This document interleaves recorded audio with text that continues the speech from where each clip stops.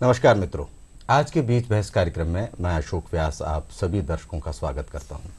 मित्रों, एक समय था जब एड्स, जो HIV से फैलने वाला यौन जनित बीमारी से लोगों में डर का माहौल था। एक समय ये लाइलाज बीमारी थी, एड्स यानी मौत। लेकिन समय के साथ वैज्ञानिक अनुसंधान और सरकारी जागरूकता कार्यक्रमों के कारण इस पर काफ़ी हद तक रोकथाम की गई है। इस बीमारी के कारण, रोकथाम, वर्तमान स्थिति और बचाव से जुड़ी सभी जानकारियों पर आज हम चर्चा करेंगे आज के इस कार्यक्रम में, जिसका विषय है HIV एड्स, संयम और सुरक्षा। और इस विषय पर बातचीत के लिए आज हमारे स्टूडियो में आमंत्रित हैं डॉक्टर बबीता शर्मा जी। आप SMS मेडिकल कॉलेज के में आचार्य के पद पर कार्यरत हैं। डॉक्टर बबीता जी, कार्यक्रम में आपका बहुत बहुत स्वागत है। नमस्कार डॉक्टर साहिबा, हमारा जो पहला सवाल है जो हमारे जहन में कौंता है वो ये है कि एड्स एक ऐसी बीमारी है जिसके नाम से ही लोगों में खौफ पैदा हो जाता है। तो इसकी वर्तमान स्थिति क्या है? देखिए अशोक जी, इसकी वर्तमान स्थिति यह है कि शुरुआत में यह बीमारी एक लाइलाज बीमारी थी। हालांकि इलाज अभी तक भी इसके लिए उपलब्ध नहीं है, लेकिन जो आज की स्थिति है जिसके कारण इसके लक्षणों पे काबू पा लिया गया है और इसके जो प्रसार और में भी काफ़ी काबू पा लिया गया है। और आज की तारीख में करीब 24 लाख व्यक्ति हिंदुस्तान के अंदर हैं जो कि HIV से ग्रसित हैं। HIV के प्रसार और प्रचार को रोकने के लिए एक नेशनल एजेंसी है जिसको कि हम नाको, नेशनल एड्स कंट्रोल ऑर्गेनाइजेशन के नाम से जानते हैं, और जो सारे देश के अंदर इसके प्रसार को रोकने के लिए कार्यरत है। उसके अथक प्रयासों के कारण ही हम आज स्थिति में पहुंच पाए हैं कि हमारा जो प्रतिशत है, जो एक पॉपुलेशन, एडल्ट पॉपुलेशन में जो उसका प्रतिशत है वो सिर्फ 0.22% है। पहले ये कितना प्रतिशत था? जब शुरुआत में हुई थी तो ये अप्रोक्सीमेटली बाहर के देशों में, अफ्रीकी कंट्रीज में तो इसका प्रतिशत 5 से 5% तक था पॉपुलेशन में, बट अब वहाँ पर भी धीरे धीरे कम होता जा रहा है और हमारे यहाँ तो बहुत ही कम है। और हमारा जो राजस्थान है उसका प्रतिशत तो हमारा नेशनल प्रतिशत है उससे भी कम है। जी, तो इसके क्या कारण है? ये जो गिरावट आई है एड्स जनित बीमारियों में, इसके क्या कारण है कि इसका जो प्रतिशत है या इस बीमारी का जो फैलाव है वो धीरे धीरे कम होता चला जा रहा है? जैसा कि मैंने अभी आपको बताया कि नाको जो एक एजेंसी है नेशनल लेवल पे काम कर रही है। जब ये भारत में ये बीमारी डायग्नोस हुई उस समय से अथक प्रयास कर रही है। समय समय पर वो अलग अलग तरह के प्रोग्राम्स लेकर के आ रही है। उनको नाको के फेज 1, फेज 2 प्रोग्राम्स, अलग अलग प्रोग्राम्स बोलते हैं। और इन प्रोग्राम्स के द्वारा नाको ने अथक प्रयास किए हैं जागरूकता फैलाने के लिए, इसको रोकथाम के लिए, और अलग अलग कार्यक्रम चलाए हैं, जिसके कारण हम आज स्थिति में पहुंच गए हैं कि आने वाले समय में हम ये उम्मीद कर रहे हैं कि जो ये नाको, जो इसको हम एक 0 लेवल तक ला सकते हैं, from mother to child transmission. तो इसकी रोकथाम के लिए खाली जागरूकता ही एकमात्र उपाय रहा है कि लोगों में अवेयरनेस बढ़ी और लोग इस बीमारी के बारे में जान पाए और इससे उन्होंने अपना बचाव किया? यही कारण है इसके अनुपात में गिरावट का, या हमने कुछ ऐसी मेडिसिन्स भी खोज ली हैं जो इस तरह की बीमारी को फैलने से रोकती है? देखिए, HIV की बीमारी एक लाइलाज बीमारी है, ये हम भी जानते हैं, लेकिन जो दवाइयां हमारे आज के टाइम में आई हैं वो इतनी असरदार हैं कि इनके कारण हम इसके ट्रांसमिशन को रोक सकते हैं। जैसे ही HIV की डायग्नोसिस होता है तुरंत उनको ART, that is anti retroviral therapy बोलते हैं, वहां पर भेजा जाता है। और ये नाको का नियम है कि जो आदमी HIV से डायग्नोस होगा उसके लिए उन्होंने इस तरह की व्यवस्था कर रखी है कि उसको किसी भी हालत में आपको ART सेंटर पे पहुंचाना है। और उन दवाइयों के कारण मरीज की जो रोग फैलाने की क्षमता है वह कम हो जाती है। अगर मरीज के अंदर HIV के वायरस की संख्या जितनी होनी चाहिए उससे कम मात्रा में होती है तो उसमें संक्रमण करने की दर खत्म हो जाती है। तो इसलिए इस कारण से भी इसका जो प्रसार हो रहा है वो कम हो रहा है। यानी आप ये कहना चाह रही हैं कि जो पहले जिस गति से संक्रमण फैलता था दूसरे लोगों में और जो संक्रमित व्यक्ति होता था उसमें इसका जो रेशो होता था HIV वायरस का वो ज़्यादा होता था, अब वो धीरे धीरे दवाइयों के प्रभाव से वो धीरे धीरे कम होता जा रहा है और ऐसे में वो व्यक्ति संक्रमण फैलाने में असमर्थ। जी बिल्कुल, आप सही समझे, बिल्कुल आप सही समझे। मैम, मैं ये जानना चाहूँगा कि आमतौर पर ये धारणा होती है कि अगर किसी को HIV हो गया, कोई संक्रमित हो गया, एड्स से संक्रमित है, तो उसको कैसे पहचाना जाए कि एड्स से संक्रमित है? क्योंकि लोग आमतौर पर तो देख करके क्या उसको जान पाते हैं और उससे बच पाते हैं? कई बार क्या होता है कि हम जान जाते हैं कि इसमें एड्स है, उसने जांच नहीं करवाई, लेकिन कैसे कुछ ऐसे लक्षण जिससे कि हम समझ पाएं कि ये आदमी यौन रोग से या एड्स से पीड़ित है, इससे दूर रहा जाना चाहिए।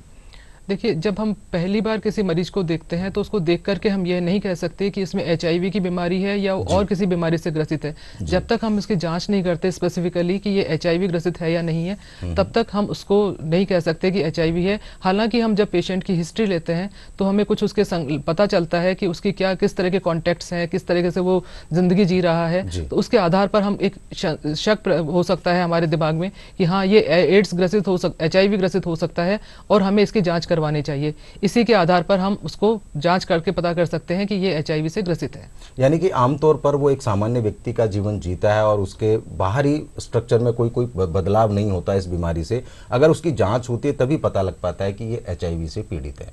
जी हाँ, बाहरी देख करके, सिम्टम्स देख करके हम नहीं कह सकते कि वो एचआईवी से ग्रसित है। अच्छा डॉक्टर साहिबा, अगर कोई व्यक्ति एचआईवी से संक्रमित हो गया है तो उसके लक्षण उसके शरीर में कितने दिनों बाद प्रकट होते हैं? कब पता लगता है कि हाँ, ये व्यक्ति जो है एचआईवी से संक्रमित है? जब एचआईवी से मरीज संक्रमित होता है तो शुरुआत में जो उसके लक्षण होते हैं वो जैसे आम सर्दी जुकाम जैसे होते हैं। उसके बेसिस पे हम ये नहीं कह सकते कि एचआईवी से ग्रसित है।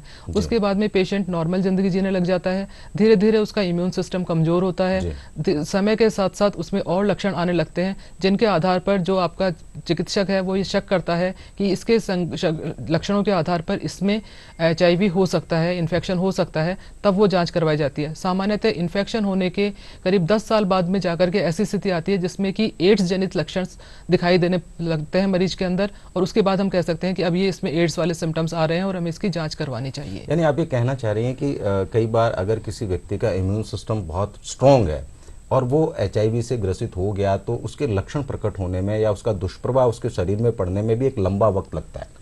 जी हाँ, आप सही समझ रहे हैं। एचआईवी को नॉर्मल पर आने के बाद में, डिटेक्ट होने के बाद में अगर हम उसको कोई भी ट्रीटमेंट नहीं देते हैं तभी भी करीब करीब 10 साल लग जाते हैं जिससे कि उसमें एड्स के लक्षण डेवलप हुए हैं। अच्छा डॉक्टर साहिबा, ये एचआईवी जो वायरस है इसका ज़्यादातर प्रभाव किन क्षेत्रों पे होता है या ये ज़्यादातर ये कहाँ पाया जाता है? ज्यादातर आप कहना क्या चाहते हैं, ह्यूमन शरीर के अंदर या तो ये? नहीं, मैं सोशल लाइफ की बात कर रहा हूँ। सोशल लाइफ के अंदर आप बात करना चाहते हैं तो जनरली यह जब वहाँ पे पाया जाता है जहाँ पर कि हाई रिस्क ग्रुप होते हैं। हमारे जो इसके अंदर एक टर्मिनोलॉजी बनाई हुई है high risk group. High risk group का मतलब ये होता है कि जो व्यक्ति इस रिस्क ग्रुप्स को, जैसे कि बहुत से लोगों के साथ जिनका यौन संबंध होता है, जो ड्रग यूज करते हैं सिरिंजेस के साथ, जो लंबे समय तक अपने घर से बाहर रहते हैं, जो लंबी दूरी तक ट्रक चलाते हैं, तो इन लोगों को हो, और ये जो एमएसएम जिसको हम बोलते हैं कि जो होमोसेक्सुअलिटी है वो भी एक कारण है। तो ये जो ग्रुप्स होते हैं ये जनरली ज़्यादा एक्सपोज होते हैं एचआईवी के लिए, और इन ग्रुपों में एचआईवी होने की संभावना ज़्यादा होती है। तो ये फैलता कैसे इसके? और जैसे आपने कुछ कारण बताए हैं, और भी बहुत सारे और कारण भी होंगे जिनसे कि ये एक व्यक्ति से दूसरे व्यक्ति में फैलता है या एक व्यक्ति दूसरे व्यक्ति को संक्रमित कर सकता है, उसके और क्या क्या कारण हैं? देखिए, वैसे तो बहुत से कारण होते हैं लेकिन सबसे जो मुख्य कारण होता है एचआईवी का फैलने का वो होता है असुरक्षित यौन संबंध। इन्हीं के कारण मोस्टली यह फैलता है। बाकी इसके अलावा अगर जो ड्रग यूजर्स हैं वो निडल सिरिंजेस यूज करते हैं सेम एक ही पर्सन में, तो उनसे भी फैलने की गुंजाइश होती है। अगर किसी एचआईवी संक्रमित व्यक्ति का खून का चढ़ाया जाए तो उससे भी फैल सकता है। एचआईवी माँ से बच्चों में भी फैल सकता है। इस तरीके से कई कारण होते हैं जिसके थ्रू एचआईवी फैल सकता है। ये आपने एक बहुत इंपॉर्टेंट बात बताई कि अगर कोई माँ एचआईवी से संक्रमित है और उसके पेट में बच्चा है तो क्या वो बच्चा भी संक्रमित हो जाता है या फिर उससे बचाव के कुछ उपाय हैं आज के मेडिकल साइंस में?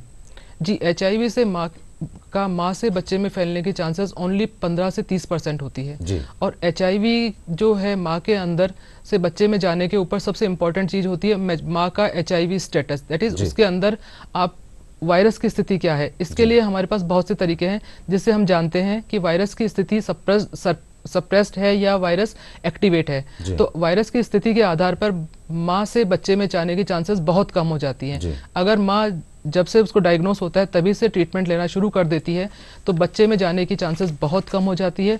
और आज के संदर्भ में हमारी जो नेशनल पॉलिसी है उसमें हम चाह रहे हैं कि हम माँ से बच्चे में जाने को बिल्कुल जीरो कर सकें। जी डॉक्टर साहिबा, ये जो एड्स है ये संक्रमण होने के उपरांत अगर किसी व्यक्ति में एड्स के सिम्टम्स मिल जाते हैं या जांच में पाया जाता है कि ये व्यक्ति एचआईवी से पीड़ित है तो फिर उसका प्रबंधन और उसकी देखरेख वो कैसे की जाती है? देखिए, एचआईवी के लिए बहुत सी योजनाएं चलाई जा रही है लेकिन जैसे ही एचआईवी डायग्नोस होता है हम जो एजेंसीज हैं, नाको एजेंसी है, उसने स्पेसिफिकली अरेंजमेंट्स कर रखे हैं कि तुरंत पेशेंट को एआरटी सेंटर पर रेफ़र किया जाए। एआरटी सेंटर राजस्थान में करीब 35 एआरटी सेंटर हैं। इसका ये मानना है कि हर डिस्ट्रिक्ट लेवल पर एक एआरटी सेंटर उपलब्ध है और हर एचआईवी पॉजिटिव को एआरटी सेंटर तक पहुंचाना एचआईवी जो नाको के कर्मचारी हैं, जिनको कि हम काउंसलर्स कहते हैं, उनकी जिम्मेदारी होती है। वे हर एचआईवी पॉजिटिव पेशेंट को ट्रैक करके उसको एआरटी सेंटर तक पहुंचाते हैं। एआरटी सेंटर में पहुंचते ही उनका ट्रीटमेंट शुरू किया जाता है। जैसे ही वो एआरटी सेंटर में पहुंचते हैं, उनकी जांच होती है। इनकी एक स्पेसिफिक जांच होती है CD4 लेवल। उस लेवल के बेसिस पे उनका इम्यून स्टेटस पता किया जाता है और उसी के आधार पर उनका ट्रीटमेंट शुरू होता है। हालांकि ट्रीटमेंट अब ये चला दी है पॉलिसी जो नाको ने कि जो भी आदमी एचआईवी से ग्रसित होता है उसको तुरंत ट्रीटमेंट दिया जाता है जी। तो इस तरीके से हम उसकी स्थिति पे कंट्रोल किया जा सकता है। इसके अलावा भी जैसे जैसे उसका ट्रीटमेंट चलता है उसके बाद में उसको हर महीने सेंटर पे बुलाया जाता है, उसकी एडहेरेंस देखी जाती है। एडहेरेंस का मतलब है कि आदमी ट्रीटमेंट प्रॉपर ले रहा है नहीं ले रहा है। हर एआरटी सेंटर पर यह व्यवस्था है, काउंसलर्स हैं कि अगर पेशेंट एआरटी सेंटर पर वापस नहीं आता है तो वो उसको ट्रैक करके उसको फ़ोन करके बुलाते हैं, रेगुलर उसको ट्रीटमेंट देते हैं, उसकी जाँच करते हैं। तो इसलिए उसका प्रबंधन बहुत अच्छे से किया जाता है जी। तो ये एचआईवी जो बीमारी है, पहले इसका इलाज नहीं था, ये लाइलाज बीमारी मानी जाती थी और लोगों में बहुत ज़्यादा खौफ भी था। जैसा कि मैंने पहले बताया कि अगर किसी के एड्स हो गया तो उसकी मौत निश्चित थी। तो आजकल की जो मेडिकल साइंस है उसके अंदर क्या इसका इलाज संभव हो पाया है या अभी भी स्थिति जो थी वही है? देखिए, इलाज तो अभी भी इसका उपलब्ध नहीं है। जो इलाज है वो सिर्फ हम ये है कि हम उसको कंडीशन खराब होने से बचा सकते हैं। जो इलाज है वो उसकी इम्यून स्टेटस को कंट्रोल करता है, उसमें दूसरे लक्षणों को आने से रोकता है, वायरस को आगे बढ़ने से रोकता है। जो दवाइयां हैं वो इस तरीके से काम करती हैं कि वायरस जो शरीर के अंदर घुस गया है उसको आगे फैलने से रोकती है। इस तरीके से वायरस आगे नहीं फैल पाता है और वहीं की वहीं रुका रहता है, जिससे कि आदमी नॉर्मल लाइफ जी पाता है जी। अगर मान लीजिए किसी में एचआईवी हो गया, आमतौर पर जैसा कि आपने बताया लोगों को पता नहीं चल पाता है, वो जांच के बाद ही बात पता चलती है कि ये व्यक्ति एचआईवी से संक्रमित है, यानी इसको एड्स हो गया है। तो आमतौर पर लोगों में ये धारणा भी है और डरते भी हैं लोग, क्योंकि इससे सामाजिक बदनामी होने का भी एक बहुत बड़ा खतरा उनको महसूस होता है। तो व्यक्ति में अगर कुछ सिम्टम्स ऐसे उसको स्वयं को महसूस होते हैं तो उसे इस तरह की जाँच यानी एचआईवी की जाँच कहाँ करवानी चाहिए? देखिए, एचआईवी की जांच के लिए सारे देश के अंदर बहुत से केंद्र बने हुए हैं जहां पर उनकी जांच की जाती है। एचआईवी की जांच पूर्णतः गोपनीय रखी जाती है। एचआईवी की जांच से पहले परामर्शदाता प्री टेस्ट काउंसलिंग करता है, उसको एचआईवी के बारे में बताता है, उसके बाद उसकी जांच करता है। उसके बाद में जब जांच का रिजल्ट आता है तो वापस उसकी पोस्ट टेस्ट काउंसलिंग करता है, उसको अपनी बीमारी से किस तरीके, अगर वो पॉजिटिव है तो उसको जिंदगी कैसे जीनी चाहिए, क्या क्या उसको सावधानियां लेनी चाहिए, अगर नेगेटिव है तो उसको क्या सावधानियां लेना चाहिए, इसके बारे में वो बताता है। यही एक लौती बीमारी है जिसके लिए कि सरकार ने काउंसलर्स दे रखे हैं जो कि आपको बीमारी के बारे में डिटेल में बताते हैं कि आपकी लाइफस्टाइल कैसी होनी चाहिए और किस तरीके से आप इससे बचाव कर सकते हैं। सबसे इम्पोर्टेंट बात यह है कि एचआईवी की जांच हमेशा गोपनीय होती है, कभी भी इसको किसी का भी स्टेटस नहीं डिस्क्लोज किया जाता है। और एचआईवी से पीड़ित मरीजों की रक्षा के लिए अभी हमारे यहाँ एक एक्ट भी आ चुका है जिसके थ्रू एचआईवी की गोपनीयता को पूर्णतः बनाया जाता है, रखा जाता है। नहीं, आपने बहुत अच्छी बात बताई, कुछ बिंदु उसमें से निकल के आए हैं, लेकिन एक सवाल और मेरे जहन में आता है कि अगर, क्योंकि मानसिक तौर पर अगर किसी को पता चलता है कि हाँ मैं एचआईवी से पीड़ित हूँ तो मानसिक तौर पर उसको बहुत गहरा सदमा या धक्का लगता है। और अगर किसी मरीज को ये पता चलता है कि हाँ मैं एचआईवी से पीड़ित हूँ तो उसे पहला स्टेप क्या करना चाहिए, वो क्या करे ताकि अपने आप को बचा सके, उस जोखिम से भी बचा सके, और जो मेंटली उसके ऊपर जो प्रेशर आता है या उसका डर जो होता है उसको वो कैसे निकाले, उसके लिए उसको किस और कदम बढ़ाने चाहिए, उसके क्या करना चाहिए? देखिए, एचआईवी के लिए एक हवा हमारे समाज ने बना दिया है। एचआईवी एक कोई विशेष बीमारी नहीं है, क्योंकि ऐसे कई बीमारियां हैं जो कि इसी तरीके से फैलती हैं, जो कि यौन जनित ही हैं, जिनका फैलने की गुंजाइश भी इससे ज़्यादा होती है। लेकिन क्योंकि हमारे समाज में इसका एक हवा बना दिया गया है, तो सबसे पहले जो एचआईवी पीड़ित मरीज है उसको कभी भी घबराना नहीं चाहिए। सबसे पहले अपना इलाज करवाने के बारे में सोचना चाहिए। एआरटी सेंटर पे जाएं, वहां पर अपना इलाज करवाएं। काउंसलर से परामर्शदाता हर जगह उपलब्ध है। एचआईवी सेंटर पे उपलब्ध है। आईसीटीसी सेंटर, जहां पर कि एचआईवी की जांच होती है उनको आईसीटीसी सेंटर कहा जाता है, वहां पर भी उपलब्ध होती है। हर जगह परामर्शदाता पूरी तरह से सहयोग करते हैं मरीज के साथ, और मरीज को अपना इलाज करवाना चाहिए। किसी भी तरह की इस तरह की जो चीज़ें हैं कि स्टिग्मा है, ये सब कुछ इसके बारे में नहीं सोचना चाहिए। साथ ही अपनी और अपने परिजनों की सुरक्षा के लिए जो सुरक्षित लाइफस्टाइल है उसको फॉलो करना चाहिए। जी, और अगर सरकारें जो है इसके बारे में अवेयरनेस के लिए कौन कौन से प्रोग्राम चला रही है ताकि लोग इससे और ज़्यादा जागरूक हों और इस बीमारी से अपना बचाव कर सकें, इस तरह की क्या योजनाएं हैं सरकार की? सरकार की योजनाएं तो यही है कि सरकार उनको उसके पास में जो भी HIV से संबंधित जो भी बीमारियां होती हैं, यौन रोग जनित संबंध होती हैं, बीमारियां होती हैं, उनके लिए सरकार ने सारी सुविधाएं मुफ्त दे रखी हैं। HIV में भी के भी जो पॉजिटिव मरीज होते हैं उनके लिए कई सारी सुविधाएं दे रखी है सरकार ने, जिसमें कि अलग तरह की जैसे भामाशाह है, BPL, इन सब में जोड़ने के लिए प्रावधान ART सेंटर पर उपलब्ध होता है। उनको सारी सुविधाएं दी जाती है, उनको रेल और बस में ट्रैवल के लिए फ्री सुविधाएं भी दी जाती है। तो बहुत सी सुविधाएं हैं जो सरकार इनको प्रोवाइड करवाती है। ये तो आपने सुविधाओं की बात करी कि ये सुविधाएं सरकार अपनी तरफ से उन मरीजों को एक बार वो डायग्नोस हो जाता है उसके बाद वो सुविधाएं प्रदान करती हैं, लेकिन लोग इस बीमारी से बचें, अपना बचाव रखें, उसके लिए सरकारों का क्या प्रयास है उनकी तरफ से? उसके लिए सरकार का यही प्रयास है कि सरकार बार बार उनको जिस तरीके से कि हम जब जहाँ जहाँ उनको लगता है कि ये ज़्यादा पॉकेट्स जहाँ बीमारी ज़्यादा हो सकती है, जैसे कि HRG ग्रुप्स जिनको हम बोलते हैं जी, उन ग्रुप्स के अंदर सरकार की तरफ से विशेष कैंप लगाए जाते हैं। जैसे कि हमारे यहाँ कॉमर्शियल सेक्स वर्कर्स होते हैं, उस वाले ग्रुप में उन्होंने वहाँ पर प्रोग्राम चलाए हुए हैं कि हर तीसरे महीने वो जाकर के सेंटर पे जाकर के अपनी जाँच करवाएं। साथ में हर छठे महीने जाकर के वो उनके पास परामर्शदाता जाता है, उनसे मिलता है। सिमिलरली जो सिरिंजेस वाले जो IUD यूजर्स होते हैं, जो ड्रग यूजर्स होते हैं, उनको ये सरकार ने प्रोग्राम चला रखा है कि उनकी जो ड्रग्स उनको सिरिंजेस दी जाती हैं और वापस ली जाती हैं। साथ ही उनके लिए और चलाया जाएगा कि वो जो इंजेक्टेबल ड्रग्स हैं उनसे वो जो ओपियोइड वाले जो सब्स्टिट्यूट थेरेपीज हैं उन पे शिफ्ट हो सके। इस तरीके से सरकार हर जगह जिस लेवल पे जो मरीज होता है उस लेवल पर उनको सपोर्ट कर रही है। एक सबसे बड़ी प्रॉब्लम ये होती है कि जो वैवाहिक संबंध है, अगर किसी एक व्यक्ति में, चाहे वो मेल हो या फीमेल, अगर किसी एक में भी HIV का संक्रमण हो जाता है तो वो अपनी लाइफ को कैसे जिएं, क्योंकि एक ये बीमारी यौन जनित बीमारी है और एक दूसरे को फैलती है।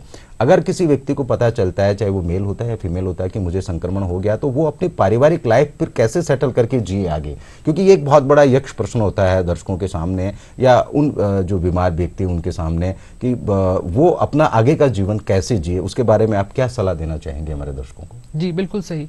जो आगे का जीवन है, जैसे आम बीमारियां होती है उसी तरीके से आगे का जीवन आराम से जी सकता है जो HIV पॉजिटिव, चाहे पुरुष हो चाहे महिला हो।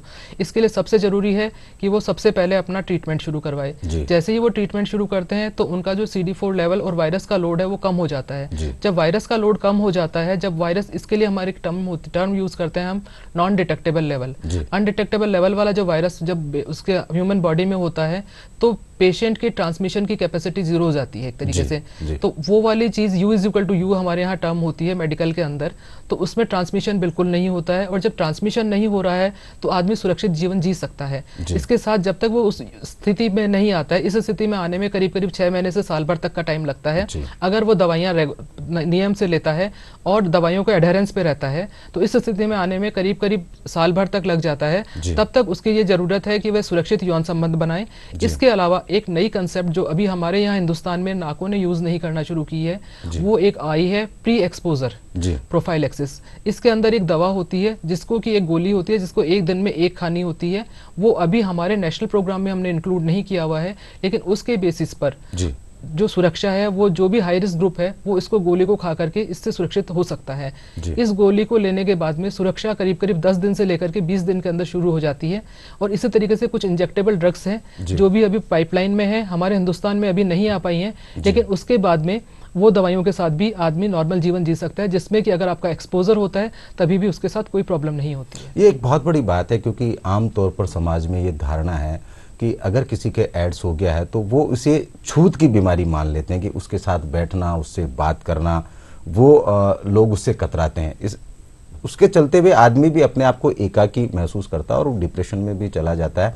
तो आम आदमी को मैं आप क्या सलाह देना चाहेंगी कि अगर कोई ऐसा व्यक्ति है जिसके एड्स हो गया तो उसके साथ उनका व्यवहार कैसा होना चाहिए ताकि उसको एक सपोर्ट मिले?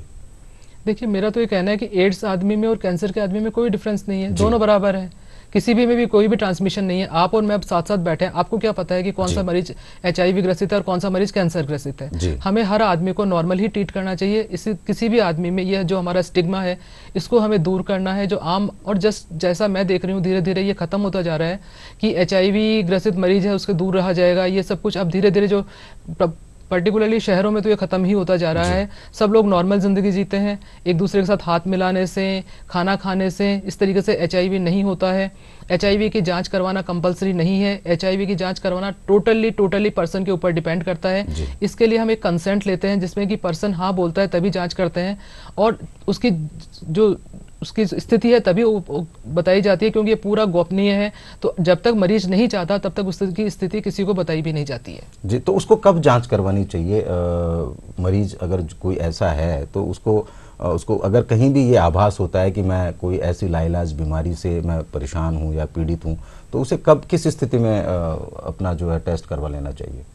देखिए, ये जिस तरीके से मैंने आपको शुरू में बताया था कि ये जनरली यौन ग्रसित बीमारी है। अगर आपने असुरक्षित यौन संबंध रहा है या आपने असुरक्षित जो अपने सिरिंजेस यूज की हैं या ब्लड ट्रांसफ्यूजन की आपकी हिस्ट्री है और आपको सस्पेक्ट हो रहा है कि वो संक्रमित हो सकता था, जिस पर्सन के साथ आप कांटेक्ट में थे तो वो संक्रमित हो सकता है, तो आपको उसके से कांटेक्ट होने के करीब करीब महीने भर बाद में जांच करवा लेनी चाहिए। जितनी जल्दी जांच करवाएंगे उतना आपके लिए सुरक्षित रहेगा। ये बहुत अच्छी बात है कि अगर आपको कहीं भी इस बात का पता चलता है या आभास होता है कि मैंने अगर किसी से ब्लड लिया है या मैंने कोई ऐसी सिरिंज यूज कर ली है जिसमें पहले से इस तरह के लक्षण है, तो उनको तुरंत प्रभाव से अपनी जांच करवा के अपना इलाज ट्रीटमेंट शुरू कर देना चाहिए। ये बहुत इंपॉर्टेंट है ताकि उस पर प्रभावी रोकथाम की जा सके।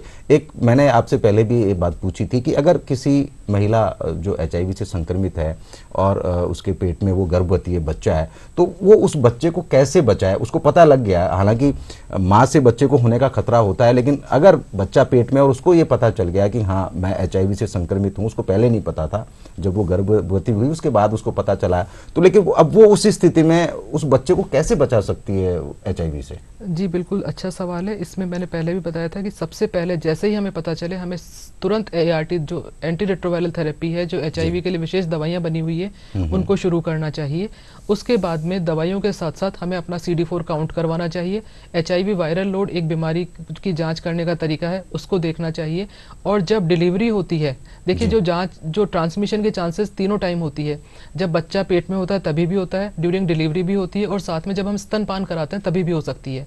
तो जब हम बच्चा पेट में है तब हम उसको बचा सकते हैं, जबकि हमारा HIV का जो सप्रेस कंडीशन में रहे। ड्यूरिंग डिलीवरी हम उसको बचा सकते हैं। हम अपना जो पेशेंट है उसका CD4 काउंट करवाएं। अगर CD4 काउंट सुरक्षित रेंज में है तो हम वेजाइनल डिलीवरी करवा सकते हैं। अगर सुरक्षित रेंज में नहीं है तो हम सिजेरियन डिलीवरी करवा सके उसको बच्चे को बचा सकते हैं। उसके बाद में भी हम बच्चे को, जैसे ही बच्चा पैदा होता है उसके बाद में कुछ दवाइयां हैं जो बच्चे को दी जाती हैं, जिससे कि उसमें उसका ट्रांसमिशन कम होता है, और उसके बाद में बच्चे को स्तनपान किया जाता है। जब स्तनपान करवाते हैं उस वक्त अगर मरीज सही तरीके से दवाइयां लेता है तो चांसेस खत्म हो सकती हैं। तो यानी आप एक बहुत यक्ष प्रश्न आपने खड़ा किया कि अगर मान लीजिए जो माँ है वो दूध अपना बच्चे को पिलाती है, क्या उससे भी ये संक्रमण फैलता है? मान लीजिए कि वो जब गर्भवती थी, बच्चा हुआ, उससे पहले वो HIV से संक्रमित नहीं थी, लेकिन बच्चा हो गया, उसके बाद वो HIV पॉजिटिव हो गई है और वो अपने बच्चे को दूध पिलाती है, तो क्या इससे भी बच्चे में HIV फैलने का खतरा होता है? देखिए, स्तनपान से बच्चे में फैलने का खतरा 15 से 20% होता है जी। तो इससे बचने का तो सिर्फ एक ही तरीका है कि अपना CD4 काउंट सुरक्षित रेंज में रखें और वायरल लोड सप्रेस रखें, ट्रीटमेंट लें। जी, तो समय हमारी पास बहुत कम होता है, इस समय को हमारी समय सीमा समाप्त होती जा रही है, तो आप क्या सलाह हमारे दर्शकों को देना चाहेंगी कि इस बीमारी से वो अपना कैसे बचाव कर सकते हैं और कैसे बच सकते हैं? देखिए, ये बीमारी लाइलाज बीमारी नहीं कह सकते इसको, इससे बचाव है, सुरक्षा ही सावधानी है। जिस तरीके से हमारा प्रोग्राम है संयम एवं सुरक्षा, संयम में रहना बहुत जरूरी है। सुरक्षित व्यवहार करें, जिसके साथ भी आप मिलें उसके साथ सुरक्षित यौन संबंध स्थापित करें। यौन संबंध स्थापित करने के अंदर जहां तक हो सके सिंगल पार्टनर के साथ अपने यौन संबंध रखें। असुरक्षित जिन व्यक्तियों को जानते नहीं है वहां से ब्लड नहीं लें। जहां तक हो सके जान पहचान के थ्रू ही ब्लड ट्रांसफ्यूजन करवाएं। और साथ में जो IUD जो इंट्रा ड्रग यूजर्स हैं ना, उनके जो यूज करते हैं ड्रग, उसको बचें। सबसे अच्छी चीज तो यही है, अगर बच नहीं सकते तो सिरिंजेस को शेयर नहीं करें। यही सबसे इंपॉर्टेंट चीज होती है जिससे कि हम अपने आप को बचा सकते हैं। डॉक्टर साहिबा, आपने बहुत ही उपयोगी जानकारी हमारे दर्शकों को दी और आपने अपना कीमती समय निकाला और आप स्टूडियो तक आई, इसके लिए आपका बहुत बहुत धन्यवाद। धन्यवाद। नमस्कार। नमस्कार।